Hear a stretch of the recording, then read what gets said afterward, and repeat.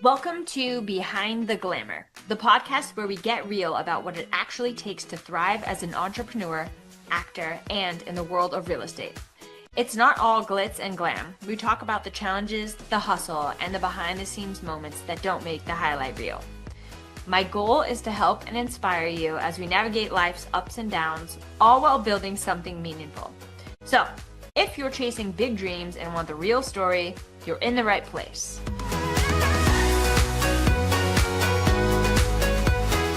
Hello, Craig Knizek. Hi, Lindsay. How are you? I'm good. How are you? Fabulous. Thanks for having me. Thanks for being here today. Mm-hmm. So you have been with the agency where we both work since 2011, since it was founded. Pretty close to day one. Mm-hmm. So you're what we all call the OG.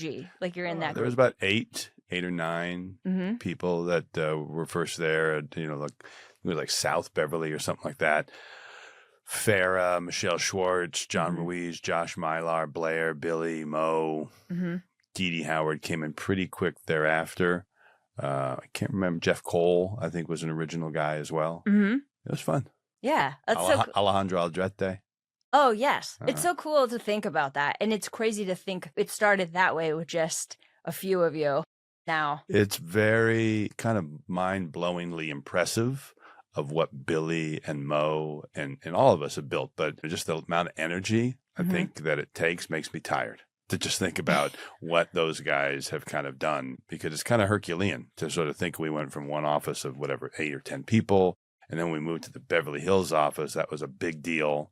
And then Billy and Mo kept on saying, you should open up the Valley. I'm like, no, I'm too tired. It's too much work. And then Emil Hartunian, we opened up Calabasas. And then Michelle Schwartz and I opened up Sherman Oaks and then Studio City. And then the three of us just kind of combined our efforts, and three of us collaboratively oversee and run the whole San Fernando Valley. And you guys all three of you are such great leaders. You have all the qualities that make someone a great leader. Oh, thanks. Well, I mean, I think 1 + 1 + 1 = 10. Emil has his strengths.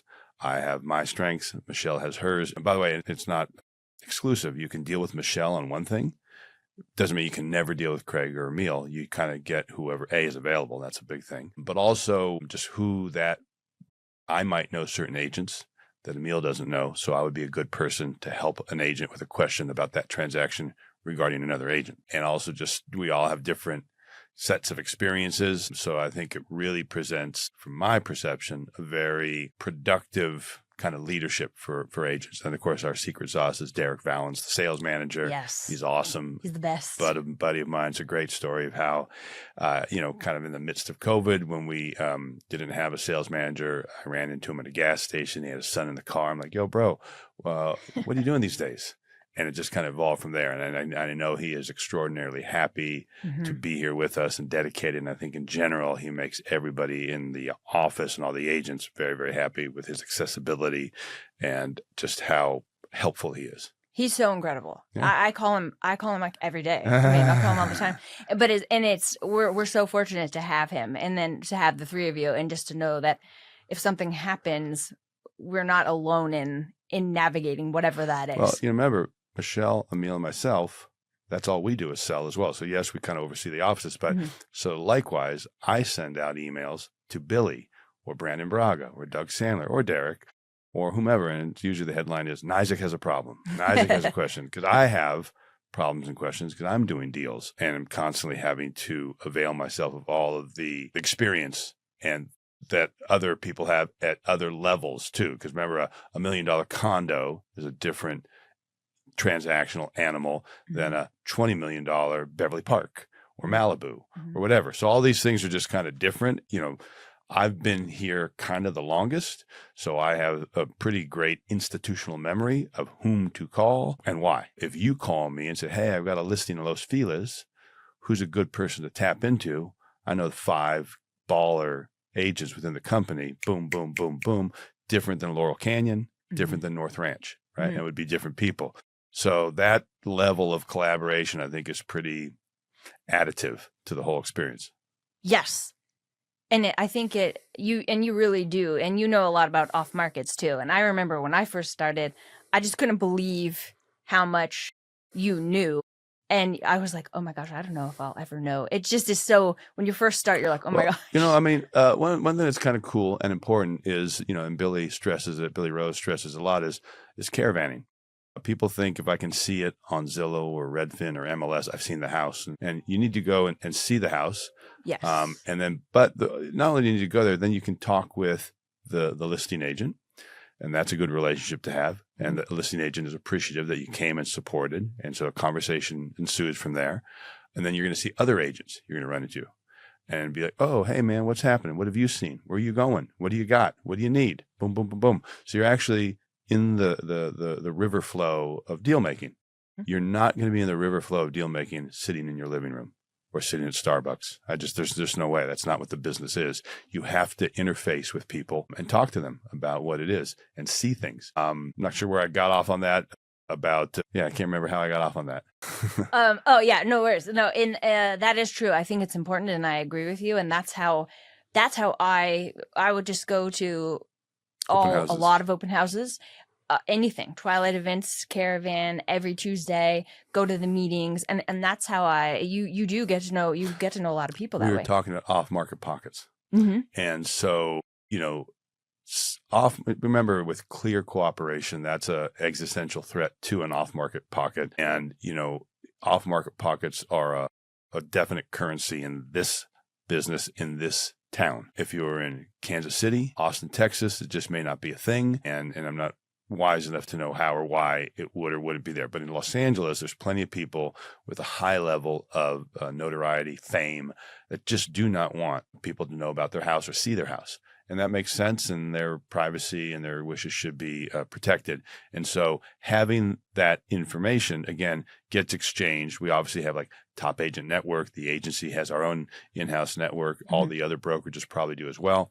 But one of the things is that I learned not only from Billy, which is how the company got founded, was let's all share, but also there's one of the top business networking groups in the country is called Provisors. And it's the whole premise is you give referrals.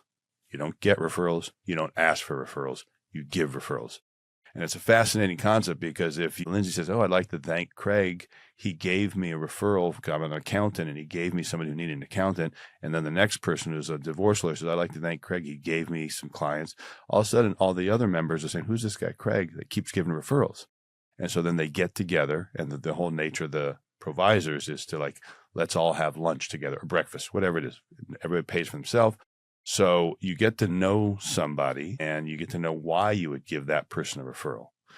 Just by being in the club itself is sort of validation of who you are professionally. Mm-hmm. And it's a pretty good thing. So again, the premise is you give because you're going to get. It's not truly altruistic, mm-hmm. right? It's actually calculating, but it does make sense. And I think it bears out that if you give, you will get back. I think that's important. And it's like a help me help you. Yeah. And being good at what you do and being kind is important, I think. And being good, being kind, expecting if you treat somebody nice, they should treat you nice back. If you treat somebody spicy, they'll probably treat you spicy back. And there's a place and a time for both. I mean, look, this is talking a lot of money. So sometimes things get spicy. And I always say it's a antagonistic business for sure. Sellers want the most, buyers want it the least. Mm-hmm. Sellers want it fast, buyers want it slow. Buyers want it perfect, sellers want it as is. Mm-hmm. Those are completely incompatible, antagonistic things, confrontational. So agents who get by and large paid the same on each side of the deal. And that's a whole other thing with the new class action lawsuit. Mm-hmm. But basically, they're both incentivized to make the deal work. And yet they have to be an advocate, a strong and fierce advocate for their client's position. So how do you do that when you're kind of fighting in a fight mode? You do it professionally, with respect, with courtesy, and with a high level of intellectual integrity. Mm-hmm. You and I both know somebody says they do their inspections and they send you the inspection report and say, fix everything. You're like, what? Like you didn't take the time to specify, or maybe we should have a conversation about what these things cost and what do they really cost. And just because your expert says it costs $10, maybe my expert says it costs $2. Mm-hmm. And if every one of your experts are the $10 guys, that's kind of weird, right? So you're kind of inflating it. So that's not really right or fair. So all these things are fascinating. And one thing I always, but not always, but I've said to folks is who want to be in a realtor, like, well, because it's not like that's everybody's childhood dream. Yeah. Right. Most people Yes. get here from a different path, but going and studying either in high school or college, philosophy and religion and psychology. That's all you need, right? You don't necessarily need to know construction. That can help if you're in that, if you kind of want to focus on that. Design. I don't know much about design at all. Nobody asks me about design, but some people are great at design and that's where their niche is. But understanding psychology, that's what sales is. So understanding why somebody wants something, why somebody doesn't want something, how can you psychologically bridge the gap? Monetarily is kind of easy, right? Yes. We did that book club, never split the difference. Yes. Right? That's the lazy way. Well, I'm asking for 50, let's give him 25, split the difference. That book says never split the difference. That's like a lazy way. Do a fierce intellectual application of why. Where's that $50,000 coming from? Did you make it up? Is it your wish? Is it your want? Is it your need? No, it's based on this plumber's estimation, this carpenter's estimation. Okay, my carpenter, my plumber think slightly differently. Let's have a conversation about that. Let's come to an agreement. And somebody's going to win because, again, it's adversarial. But I always say in elections, rarely does somebody win unless you're in Russia. Nobody wins 100-0. It's usually you win 52-48, 51-49. Like you win by a margin, and that's our job, is to get a win for our client in whatever they feel is important. Sometimes just getting the house or just selling the house is the win, and they don't need to squeeze every last penny or last dollar. Sometimes they do need every last penny and last dollar. So those are all the things I find that's what keeps me motivated about doing this job, is helping, being a trusted advisor to clients, buyers or sellers, in navigating through, as you said, their most expensive asset. Yes. Not only the most expensive asset, the most important asset. It's where you wake up. It's where you go to bed. It's where you raise your family. It's where you have your guests over. What can be more important than that? Exactly. Right? It's not like, that Starbucks is one of 1,000. Right? That might be your special Starbucks, but there's 1,000 Starbucks, and they're kind of all the same-ish. But your house, that's your life. So where you live and how you live, that's really interesting and important to kind of be involved in somebody's process of buying or selling that. And it's a really nice feeling being able to hand over the keys. Yeah, I mean, like I said, it's emotionally, it's fraught with emotion, this whole process.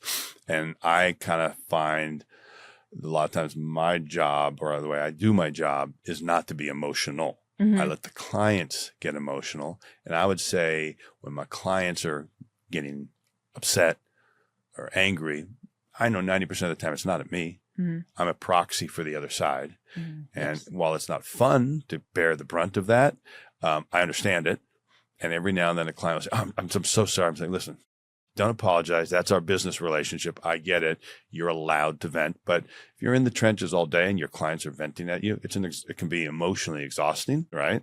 So you're on that roller coaster. So yeah, it's fun to hand over the keys, and that's an emotional win. But if you're doing 30, 40, 50, 60 transactions a year and you're doing this for 10 years, I mean, it's nice. Each one is special, and each client, becomes almost like not an annuity, but in 7, 8, 10, 15 years, if you've done your job well, they'll call you back. And, when they're having friends and family over, wow, this house is so cool. How'd you find it? How'd you get it? Well, Lindsay was my agent. She found it for me, or she did this or that, or she really got me, or I was in escrow on another house, but she advised me not to do that. And I'm so glad, So I usually say, particularly for new buyers, the real estate gods will smile on you. I mean, it may not seem that way, especially during COVID when you were writing 7, 8 offers for a buyer and you were losing out. But usually it works out. Every now and then something happens that's not great, but usually it works out. I think if you have that faith that if the client is willing to do the work, you'll be able to find the right house for them. Yes. And you just have to keep a pulse on the market and know. Oh, that's everything. That's so important. You have to pay attention. Yeah, I think, I've heard Mauricio say, like, part of what we are, we're connectors. And so if you got your finger on the pulse of the market, what's coming up, what's price reduced, what's inefficiently priced, which goes back to, have you seen it on Caravan, right? So Tuesdays, Fridays, Saturdays, and Sundays, here in the Valley, those are the days you need to be working for sure. If you're not, you're just not in the business. And that's the other really shockingly difficult thing to accept if you're wanting to go into real estate is Sunday is church day. Like if you're not working on Sunday, you're just not in the business. And I've seen plenty of agents who get so big, they don't work on Sundays. That's fine. I don't know how you stay in touch with your clients and the inventory if you're not available for those days. I'm sure there's ways to do it, but I think Sunday is the day that you got to be working. And in a tough market, then Saturday becomes the day because that's when the consumer is mostly available to go shopping.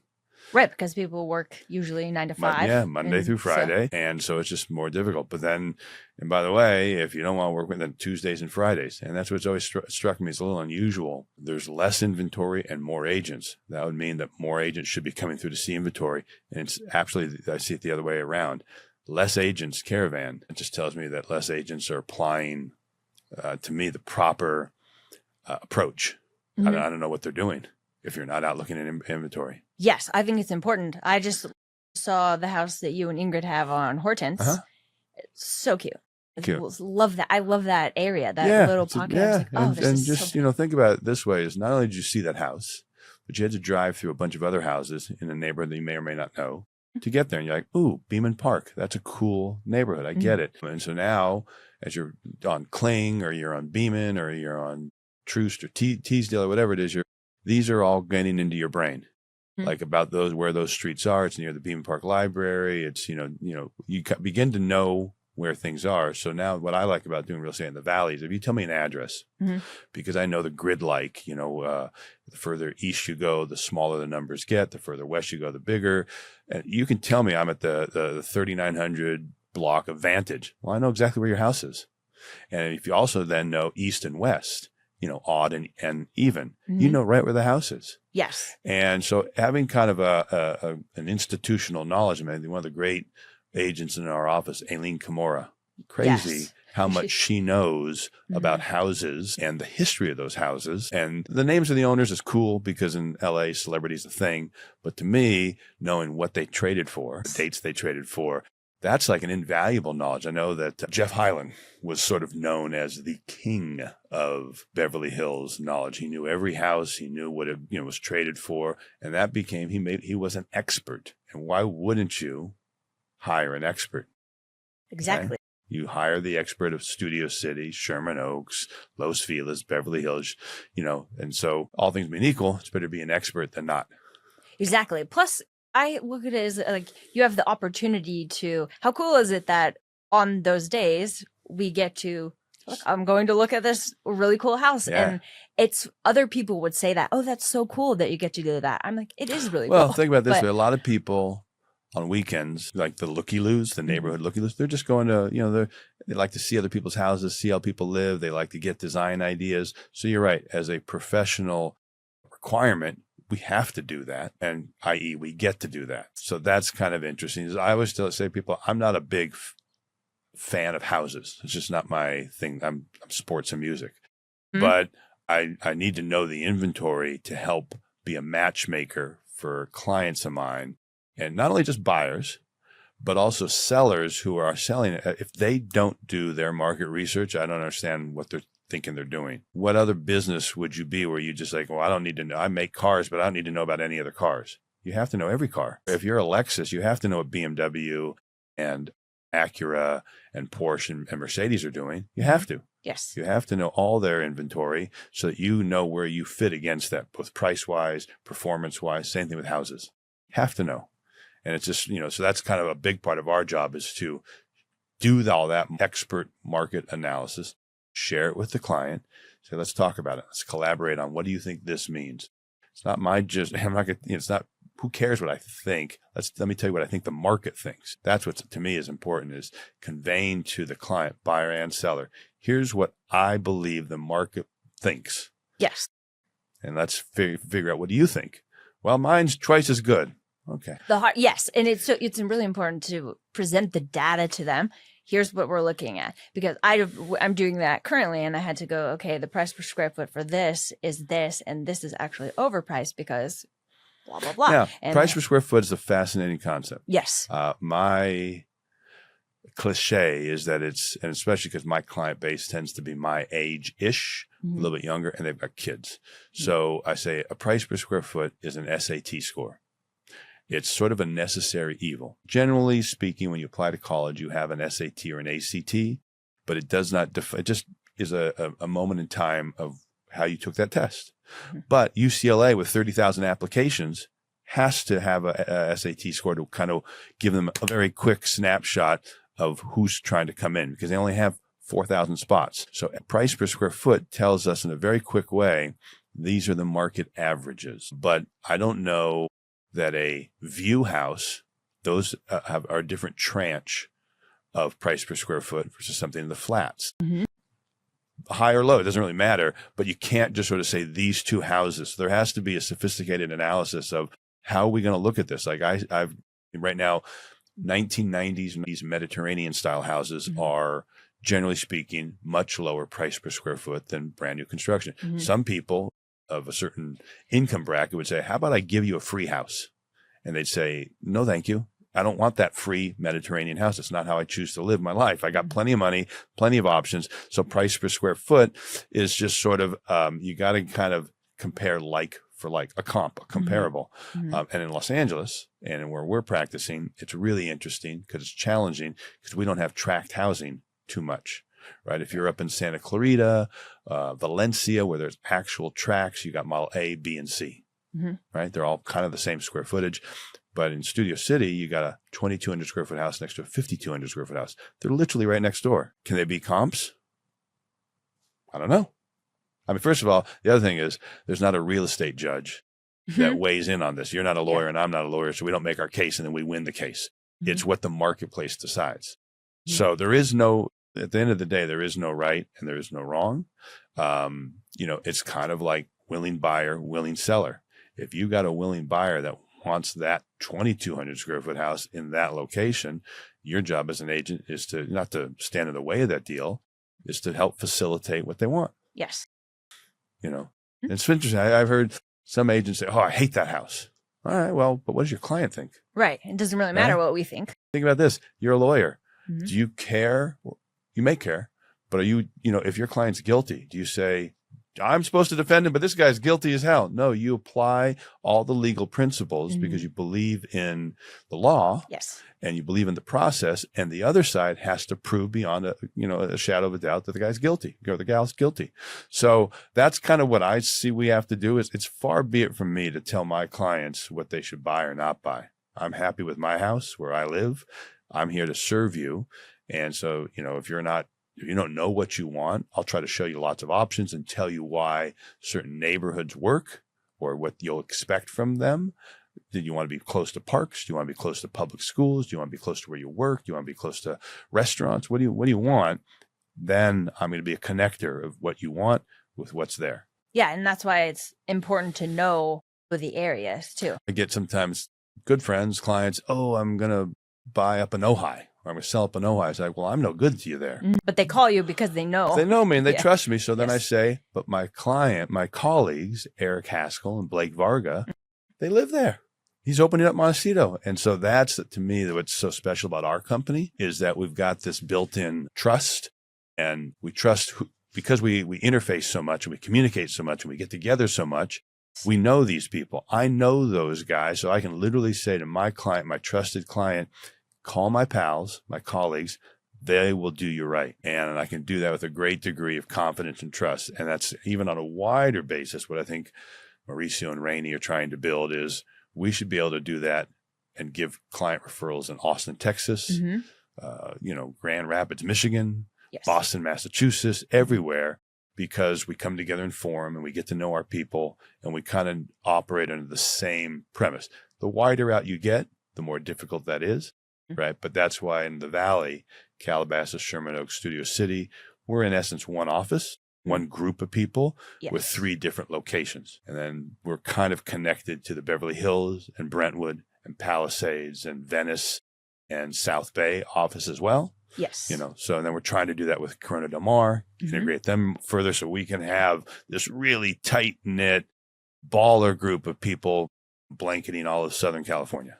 Yes. And it's really important. And being able to give someone, calling someone and saying, I have clients, I know that you will take care of them. That's a big deal. It's a very big deal. And it's, if you don't know for sure, like it's, you don't want to hand it. You're like, no, I need to know. Even to the point, you've sat a lot of open houses for me. Yes. And I have a lot of open houses. So, and it's interesting. I get calls from people I don't know, from companies that aren't mine, saying, can I sit your open house? And I'm like, that makes no sense to me.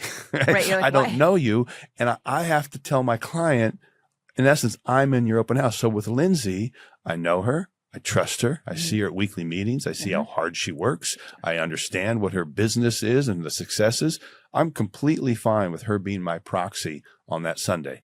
And then it becomes a self-fulfilling prophecy is that you then on Sunday afternoon, kind of just probably before you turn the door, have sent me an email or a text. Here's who came through. Yep. Here's what's happening. Lights are off. Here's what people said. Yep. And I can present that to the client and they get it. They know I can't physically be at 7 open houses for 3 hours on a Sunday. I have to allocate my time.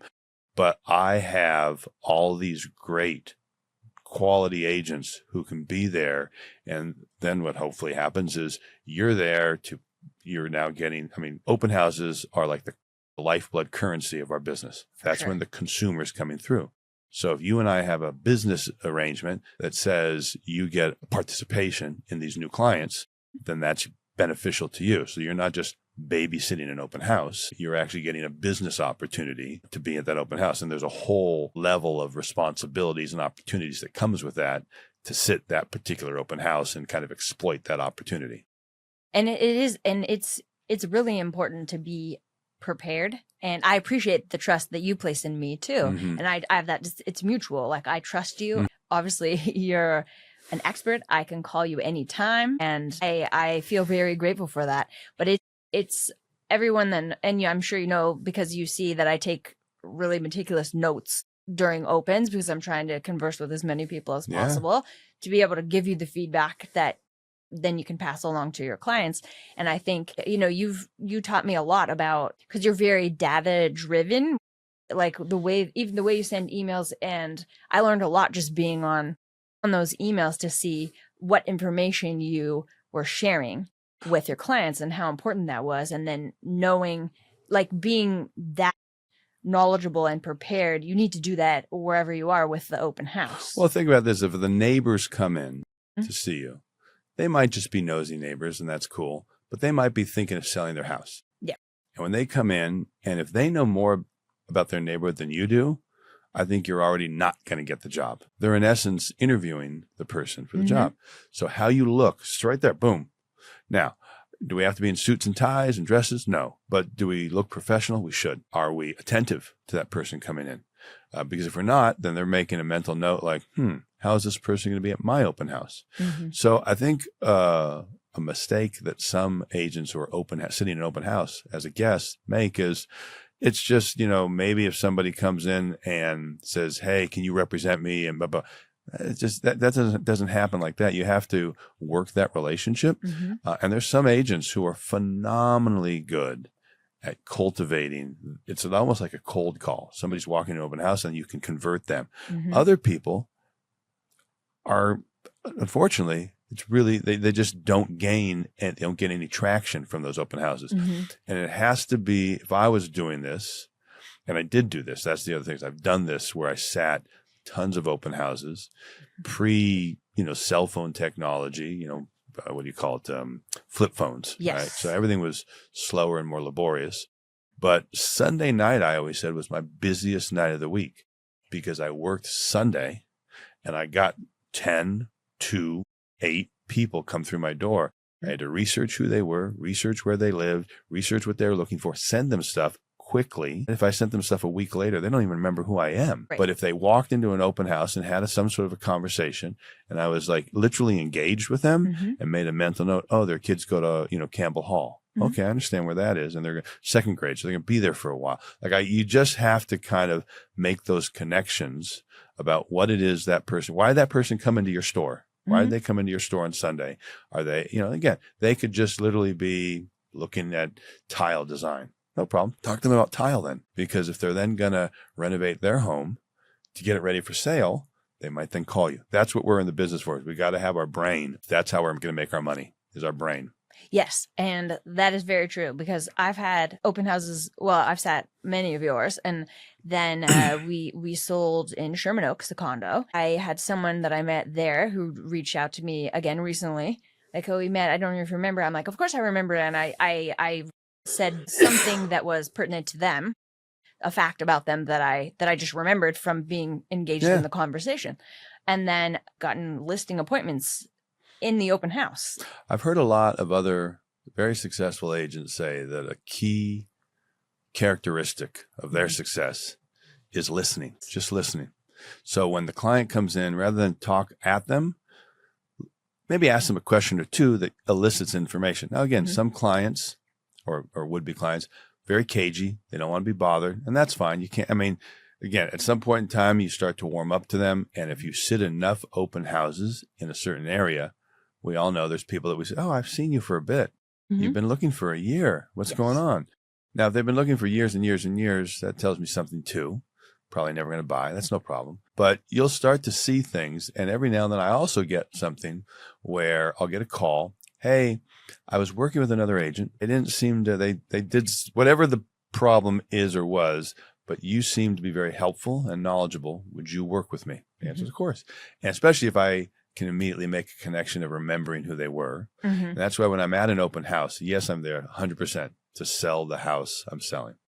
But I'm also there to present myself and opportunities.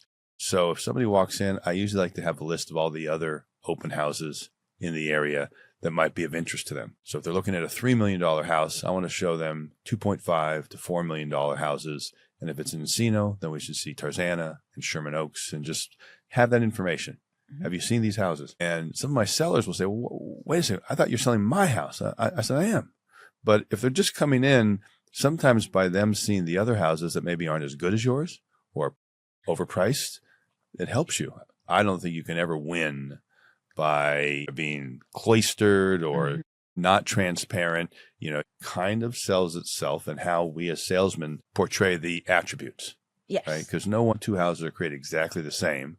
So listening to what the client likes, you know, oh, we want a basketball court. You don't have one. Oh, but we can put one there. So then we might even do a rendering of our photos of a basketball court. It costs us whatever with ChatGPT and AI and all this sort of stuff. It costs us almost nothing. It takes a little bit of work, but it takes a thought. And then most important, acting upon that thought. Yes. Right? You got to actually do it. Exactly. To that point, it's because we don't have anyone overseeing us being like, oh, you need to be in the office at 8 a.m. and you're going to be here until 7. Yes.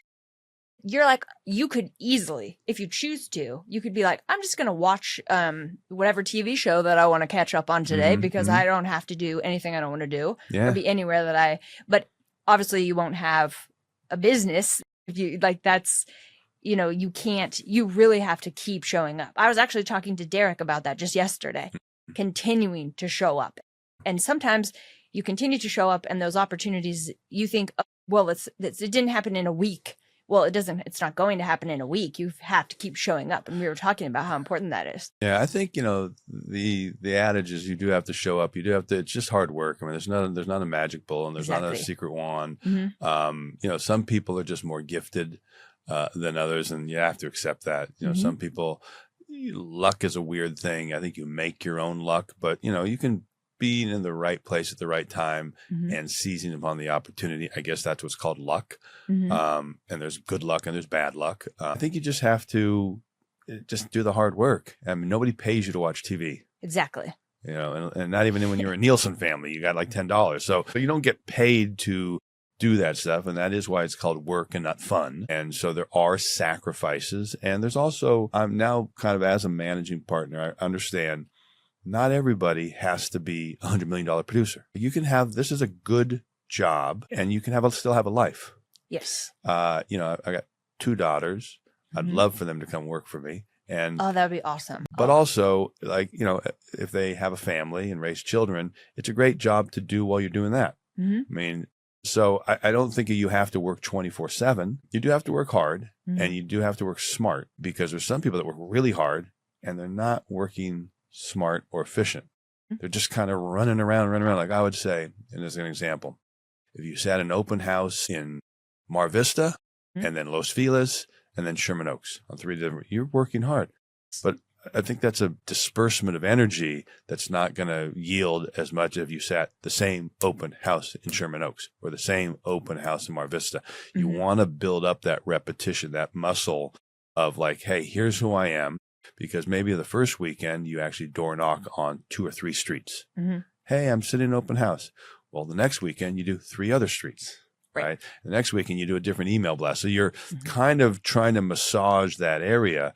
And there's plenty of agents, myself included. Like I'm like very, very prominent in Encino. I don't live in Encino. Right. How did that happen? There's other agents. A friend of mine, Larry Young, he's very prominent in Little Holmby Hills in Westwood. He lives in the Hollywood Hills, right? And he grew up in the Valley. So how did that happen? It's just that he's worked this particular area. And again, it's a wonderful business because you can work from Los Feliz. I mean, this week alone, I'm closing something in Hidden Hills, Beverly Hills, and Pacific Palisades. That's a pretty wide swath of area. So I have to drive a little bit. So it's not just, 3 houses on one street or 3 houses in one block. But I think if you focus your areas on and develop an expertise in that area, you just have a greater chance of getting more traction in a quicker manner. Yes, I think that's a very good strategy. And also because when you first start, you're like, I will do everything and I'll go anywhere. And it's then the more you do this and the longer you see the value in knowing Studio City, Sherman Oaks, it just really micro focusing on those areas and becoming an expert. And you told me that too from if you think about the thing we talked about, like working smart. So, we talked about working open houses. That's fine. So say there isn't an open house for you to sit in the area you want to be, Studio City. Well, then use that work day to go see everything that's open. Now that's still working, but you're focused on the area. So again, if somebody says, well, do you want to sit my open house on Mar Vista? You say, well, I need to sit open houses, but I don't know, that 3 or 4 or 5 hours you're going to take to drive there, be there, and drive back in Mar Vista, where you may never go there again and you've never been before and you don't know anything about the area. I'd rather, think to me, it seems smarter to see a bunch of this inventory in Sherman Oaks and Studio City and Toluca Lake even, because they're kind of the same area. And by the way, then you might branch out and go above or below your kind of usual price point. Our colleague and managing partner, Michelle Schwartz, always says, you can't sell higher price things unless you know about them, right? Exactly. Right. And so you should go and see them. And, then when you're at dinner, at church, at your bowling league, at your, whatever it is you do socially, and you tell people, I saw this crazy great house on the lake of Toluca Lake. It's such a pretty area. There might be people that say, I've never seen Toluca Lake. I've always thought about it. What's it like? So now you're developing some level of expertise about something like, I came from the television business. Yes. And when I produced a show, like I was always surprised. Like some people, I had a hit show, Mad About You. Yes. But I was always surprised when people didn't know about it. I'm like, what do you mean? Everybody, but how do you not know about that show? But one thing that's fascinating is everybody knows about real estate. Because everybody lives somewhere, house or apartment, condo. Everybody works somewhere. So everybody has a knowledge of real estate. And when people ask me, like, they say, well, you're the expert. I'm saying, yeah, but you live in a house. Like, you're kind of an expert too, right? I mean, you cook and you take out the trash. You know what it takes to live in a house. You know what a floor plan works for you. So you're not a complete neophyte. Yes, I probably have a greater command of data than you do, particularly at this moment in time. But, if you're looking for a house, we can get pretty caught up on the data pretty quickly, right? It's not like the stock market where there's, literally thousands and thousands of stocks that are literally going up and down every second of the day. Yes. Houses, it's a little slower moving, and you're not going to live everywhere, right? So you're not going to say, I need to know every house in Los Angeles. No, I want to know Beverly Hills Flats. Okay, there's 32 houses for sale. That's not that many that you can't become an expert pretty darn quick on 32 houses. For sure. Or 18 houses or 4 houses, right? So, if you're like, that's why when somebody says, I want to be south of the boulevard in Encino, not north? No. Okay, great. I now have this parameter, we can get pretty darn deep pretty quickly. Mm-hmm. And then we can go even deeper with pockets, right? Yes. And then we can start to explore, and if somebody then says, well, here's what I want. I want to live in Fryman Canyon with 1 flat acre for $4 million. I'm going to say it will not happen. I just know the inventory too well. Mm-hmm. I've got too much of a historical knowledge. Like those things that you just said won't happen. But we can find this over here. Can I show you that? And so many agents have had success stories where, the adage buyers are liars, like, which just means like they don't always know what they want. And if they're open to our suggestions, then something kind of magical could happen where they might find that great house in a neighborhood they just never even envisioned or knew. But our expertise in being that matchmaker, neighborhood, house, price point, attributes, persons, and what they want, and we can put that together. That's kind of the interesting part. Yes. So I want to ask you about your production days because I'm very curious about that. And I think there are so many similarities, I think, between the two businesses. Oh, 100%. So many. They're so similar. And I mean, because the open house, if someone's coming in to interview you, that's basically an audition. And you may not get the job. You don't know. You go on a listening appointment, also an audition. You may not get the job because they might be interviewing 10 other people. I'm just curious with production, what do you think that you took from that? Because you produced Mad About You and you were the original associate producer on The Simpsons. Yes. Those are major shows. And so I'm curious what you took from the production days that you apply over here in real estate. And what made you be like, okay, I'm done with producing. Now I'm going to transition into this. Well, I think what made me be done was the business was done with me. Right? We're now in this second great contraction, right? I think the entertainment business is down like 40% less jobs here in Los Angeles, which was a company town. My kind of heyday was I was in the live action sitcom. Yes. Right. So Tracy Ullman's show, Mad About You, and a whole host of other things. So that good. was a thing that doesn't really exist anymore. And that's what I did. And I was kind of not pigeonholed, but that was my expertise. And so then when Survivor came out, that was reality. That changed the paradigm shift. And I also remember like Malcolm in the Middle. It's a great single camera comedy. Yes. Very different. And so from a production skill set, I was not quite there. So the business kind of evolved away from, and I couldn't evolve with it. Like, so I went from producing into directing, and because that was also a great business, but just less jobs were available. And then they started migrating out. And so that was the other thing. Yes, you could direct, but you had to go to Atlanta or New Orleans or Vancouver or Toronto. And I was raising a family. So that just wasn't a viable option for me. But in terms of the skill set, I've actually written blogs about how producing is sort of the same as kind of developing real estate or house, right? I always said I never knew how to put film into the camera or tape into the audio machine, but I knew who to hire to do that. Right. And I knew how to get them there on schedule, pay them, and how the budget was. And that's kind of what developing real estate is, right? I don't know how to, hammer a nail or put a 2x4 in or lay tile, but I know who to hire. Those are the crew. So it's that an executive producer is sort of the same as a developer. And so you have to hire the writer and the director. And so when my wife and I are developing properties, she's the writer director. I'm the producer.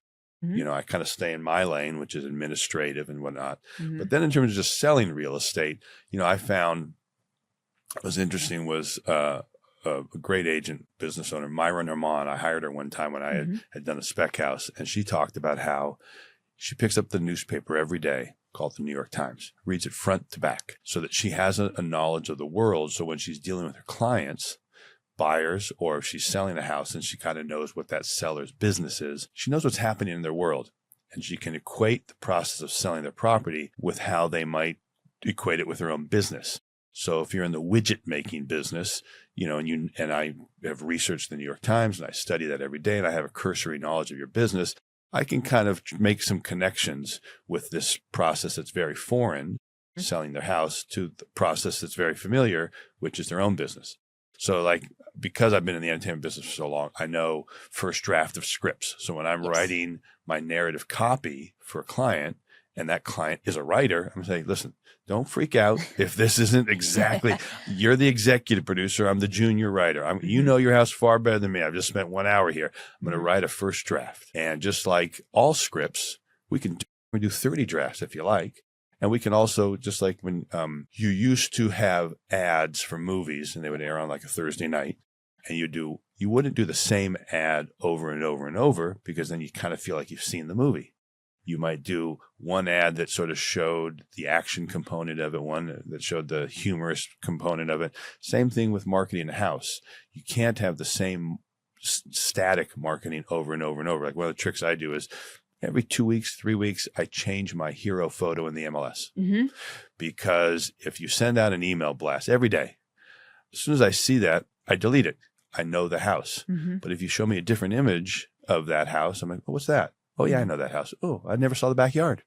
I didn't realize that the primary suite has high ceilings. Whatever it is, the things that you're doing, you're shifting and you're changing and you're evolving, which means you got to be on top of it, right? And you got to take action to change it so that and again, when we take pictures of somebody's house, oh my God, that picture's not good. I'm like, well, it's one of 34, right? Then when we're only going to use one in an ad, and that ad only runs once. So yes, we want it to be great, but it can't be the be all end all of your house. It just can't be. Like that one image of your house, you might have the most beautiful primary bathtub. That's a kind of a weird shot in an ad. Right? Yes. Right? It's like, why would that be it's a little weird, right? Especially if it's just one shot.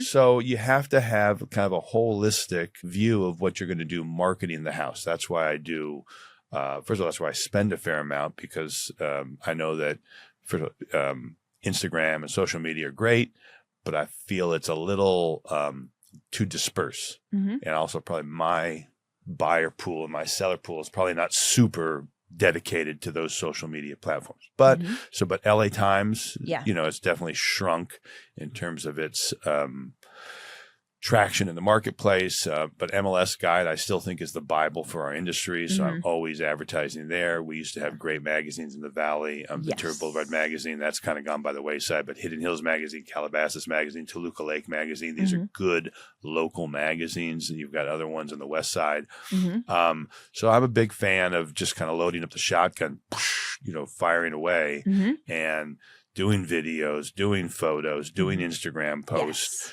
doing email blasts, doing LA Times ads, just and then tracking that data. Yes. I always thought it was fascinating in my business, the TV business. We aired last night. What were our ratings? Yes. Right. And, there's 100,000, 10,000 people who are Nielsen families. That determined our fate. Right. And they had to extrapolate, well, how many people might be watching it. And it was crazy because we knew in the computer age, with Netflix and stuff like that, and they can literally know exactly how many eyeballs are watching it and when. And yet in the TV business, you weren't, for privacy's sake, allowed to really track that. Whereas now in the MLS, I can send my clients every week, here's how many eyeballs are looking at your house. Here's what they did with it. They mapped it. What does that mean? They want to map it. They forwarded it. They made it a favorite. And then let's track that week to week to week to week. And it means something. It does. Especially vis-a-vis other listings. I might say to somebody, hey, your house had 2,200 views last week. And they're like, great. What does that mean? I'm like, well, I've got 5 other listings and they all had between 1,000 and 1,500 views. So your 2,200 views seem to be better.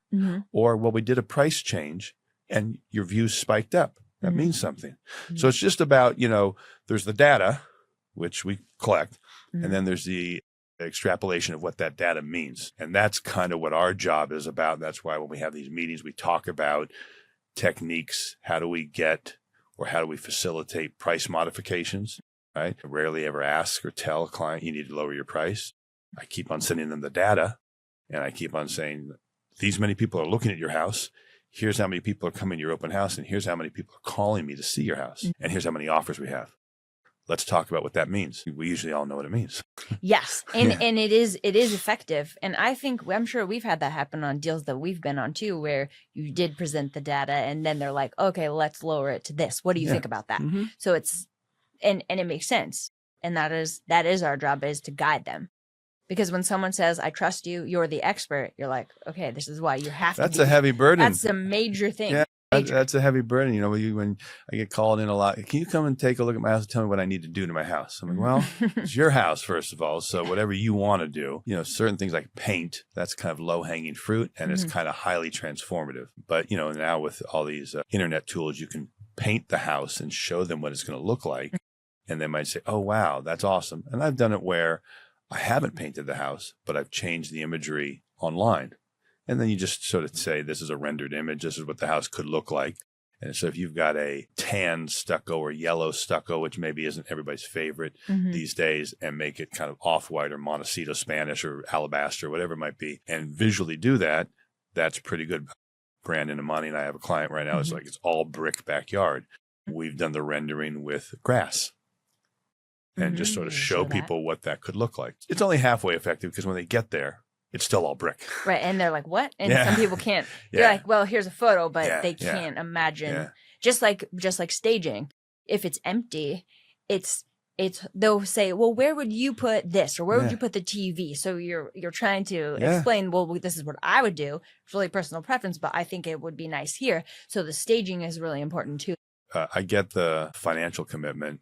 And I get that's you know, that's why there's so many businesses now, and Notable is one, a Knock might be another, that Compass Concierge, where, okay, well, it's so important to the experience of getting somebody to buy your house that it's worth making that investment. But you're right. If you walk in and only the photos were rendered, the experience of buying the house, because very, very few people will buy a house just online. Right. You know, I'm even looking at like TVs right now online. I'm like, no, I got to go into Best Buy. You have to go actually I got to go see the thing. Yes. Yeah, I mean, it's like, that's funny. You know, I was doing that too. Yeah, the whole online experience, you know, just means that you're dedicated to returning stuff, because it's like, you know, that's why the retail shopping experience is still valuable. Is that you go there, you try on a shirt, you try on pants, shoes. How do they feel? How do they look and you know, do you want them to look great, or do you want them to feel great, or do you want them both, or what's the price? All these things come into play. And when you're just shopping online, you get a lot of boxes. For sure. Porch Pirates steal some of it. Yes. You know, and then the stuff then you got to give it back. And I don't know how much time you actually, now toilet paper for sure. You're like, okay, we know what this is. Yeah, 100%. Staples or sundries or whatever. I get that. But when it's a discretionary or a fit or something like that, it just feels like go to the place. And that's what houses are. Absolutely. You got to go there. And I just said that to a client the other day. They said it looked so different in the photos, and I didn't notice this or that. And I said, that's why you have to walk it. Yeah. And sometimes, you know, they'll be out of town or they'll be moving from it. And so then we do videos or we FaceTime. And then it's like, but you still have to come walk it and make sure. I sold one very big house to somebody who was out of town, and I did probably a 2-hour FaceTime with them. And they were, you know, it was not their first house. They were very experienced. And so when oh, can you show me a close up of that? You know, they really kind of was a very interactive and very lengthy, right? I mean, how many showings are 2 hours? Not many. Not many. So to do something that long where you literally were going through the whole house, that client felt very comfortable that they really knew the house. And they'd seen the stat pictures online, but they kind of wanted to just sort of see up close and detail, you know, and they couldn't make it down. Yeah. And and luckily you were able to do that. And it's important. We have to do that. We have the technology. Yes, we do. There's no excuse to be like, oh, I'm sorry. Well, you can't see it. It's like, no, you can. Actually, you can get messed up with no Wi-Fi. That too. Right? That's the worst. And it used to be, now with the Supra, it used to be like, oh no, I can't open it. I can't open it because and now they fixed that since, but that was a nightmare. And so I'm glad that we have better technology for that now. So I know you don't have a lot of time. You've got a lot to do. So I want to ask you a couple of questions. What are you most proud of outside of your family? Well, I would say one thing I'm most proud about it is that I've actually been able to pivot and go from one career to another. Okay. You know, I've got a lot of friends and colleagues who are in the entertainment business, and, you know, it's that proverbial who moved my cheese, and my cheese got moved. So I moved with it. And so that's something that I'm keenly aware of, is that, and I think I tell people I really enjoyed the entertainment business, and I was pretty good at it. But I wasn't great. You know, there's people who are way more talented than me. And my skill set, my temperament, I'm better suited to this job. And I like it. I really like the job. It's, you know, it's stressful. It's busy, but I like the entrepreneurial aspect of it. So I'm very proud of that, of having built this. And I'm proud of my association with this company. I say not only do I drink the Kool-Aid, I kind of help make it. So I like, the premise that I get to really have I don't mean from a financial standpoint, but I have an ownership in this company. And I try to impart that to all the agents, is that you should feel like this is your company. Right. So that you don't just feel like, oh, why are they doing that? If there's something that's wrong, you're empowered and you should change it. And you can sort of change it from within.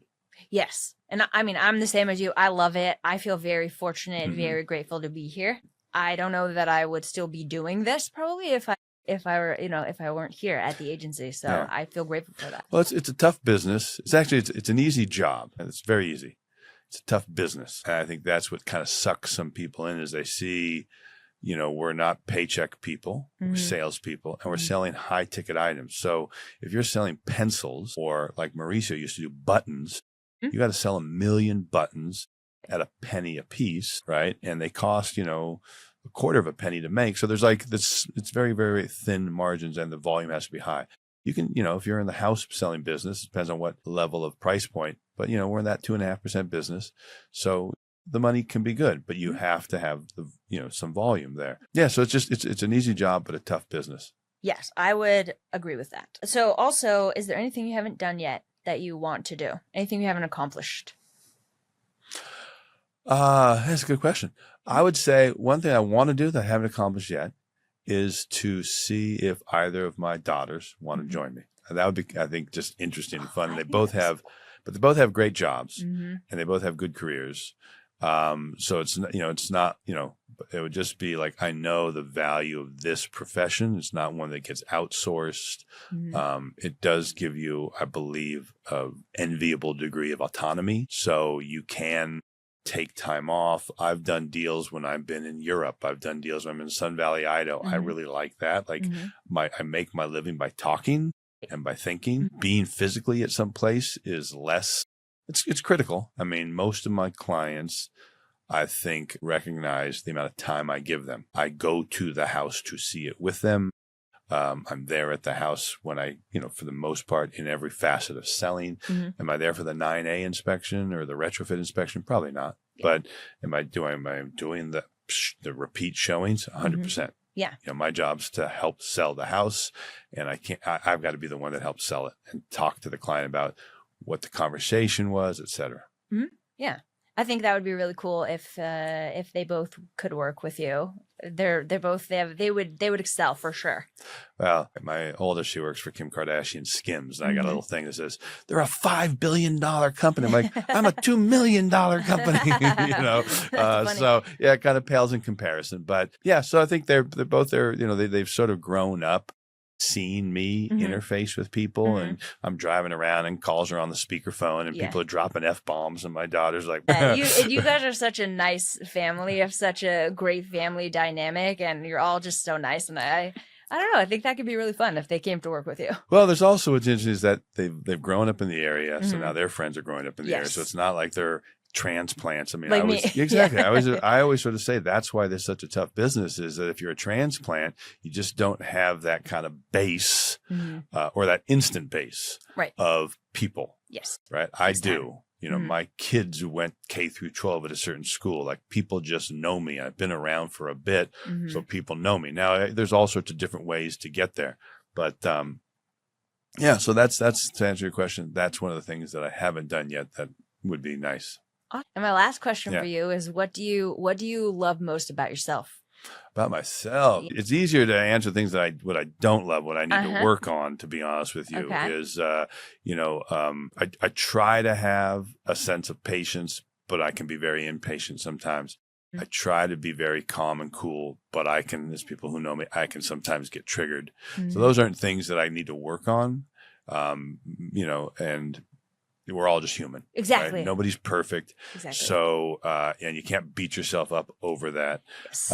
So yeah, it's kind of just continuing to work on the things that make me a better person, a better husband, a better father, a better colleague, better agent.